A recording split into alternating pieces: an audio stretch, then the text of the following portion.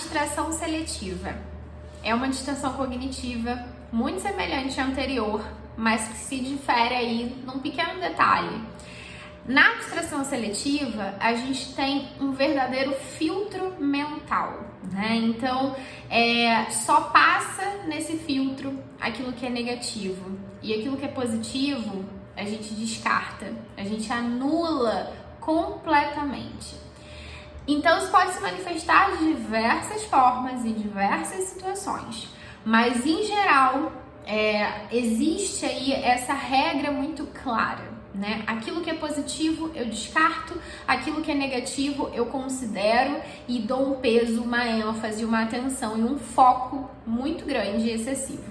Então, um exemplo, se a minha parceira ou se o meu parceiro não fez algo que eu pedi essa semana, embora ele ou ela sempre faça diversas coisas que eu peço, mas essa semana ele não fez, ou ela não fez. Então eu entendo que essa pessoa não tem mais interesse no relacionamento, meu relacionamento tá indo mal, as coisas estão indo mal, essa pessoa não tem mais interesse em mim, ela não se importa comigo, e eu começo a criar uma série de hipóteses com base naquele fator negativo que eu pesquei da situação e dei uma ênfase excessiva, de forma que eu não consigo considerar e pesar nessa balança, mesmo que haja vários outros fatores positivos, né, que me poderiam fazer com que eu tivesse uma visão mais equilibrada.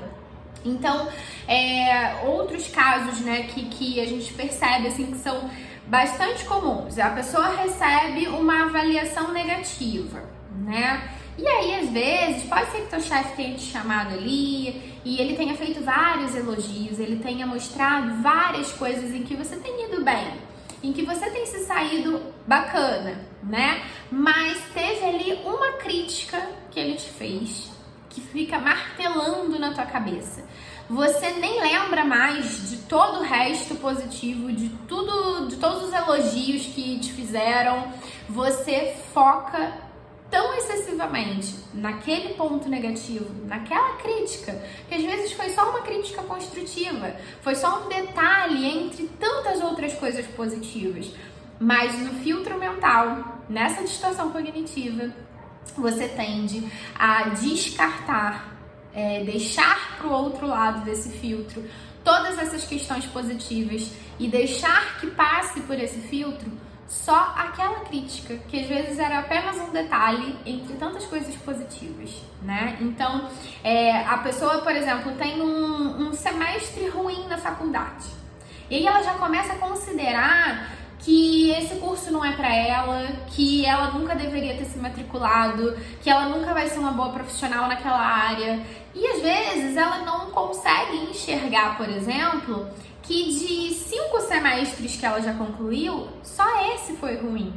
Tiveram outros 4 semestres que foram muito bons, em que ela teve bons resultados, em que ela teve um bom desempenho, mas ela não consegue enxergar isso.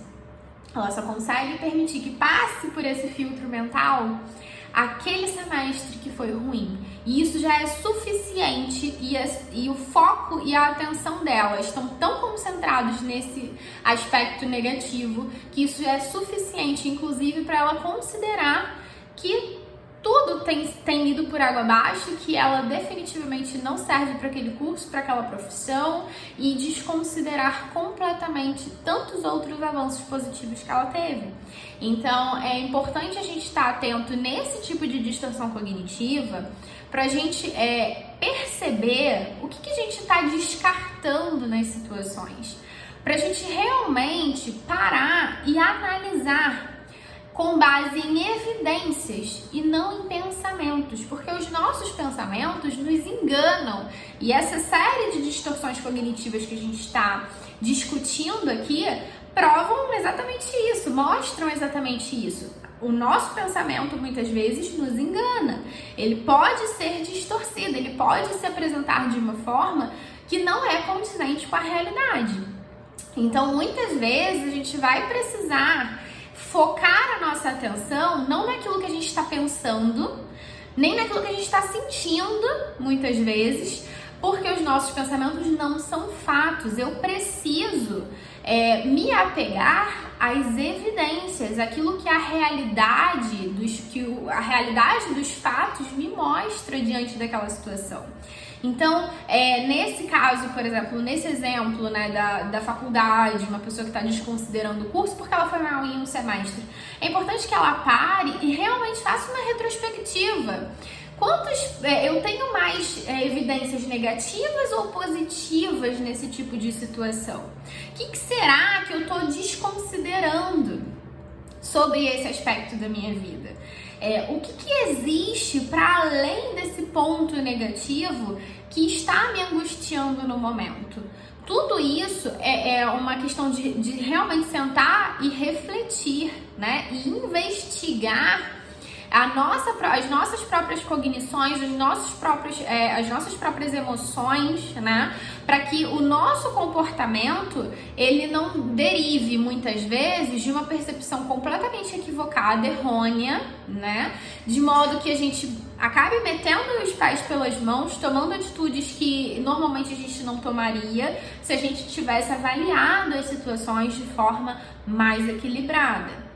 Então fica aí a sugestão, se você tem a tendência de ser seletivo e deixar passar pelo teu filtro mental somente aqueles pontos negativos e desconsiderar, descartar, invalidar completamente pontos positivos, é importante que você comece a se fazer esse tipo de questionamento e reflita sobre quais pontos positivos que talvez você esteja desconsiderando nessas situações.